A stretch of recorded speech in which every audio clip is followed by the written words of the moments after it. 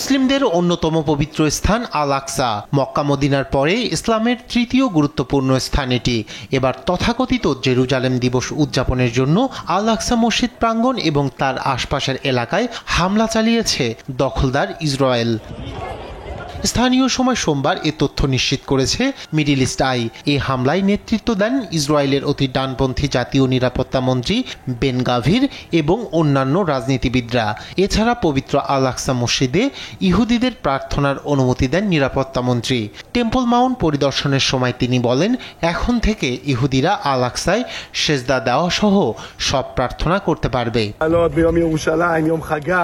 অনেক ইহুদি টেম্পল মাউন্টে ভিড় করেছেন, এটা দেখে আনন্দ হচ্ছে। আজ ঈশ্বরের কৃপায় টেম্পল মাউন্টে প্রার্থনা করা সম্ভব হয়েছে। এখন থেকে ইহুদিরা আল আকসায় সেজদা দেওয়া সহ সকল প্রার্থনা করতে পারবে। এর আগে আল আকসা মসজিদ প্রাঙ্গণ এবং এর আশপাশের এলাকায় পতাকা উড়ায় শত শত ইসরায়েলি বসতি স্থাপনকারীরা। তারা একযোগে স্লোগান দিয়ে আল আকসা মসজিদে প্রবেশ করে, তারপর সেখানে তালমুদিক ধর্মীয় অনুষ্ঠান পালন করে তারা। 1967 সালে আরব যুদ্ধের পর জেরুজালেম ও আল আকসা দখল করে ইসরায়েল। তবে একটি চুক্তির ফলে মসজিদটি পরিচালনা করে আসছে জর্ডানের ওয়াকফ বোর্ড এবং সেখানে প্রার্থনা করতে পারতেন না ইহুদিরা।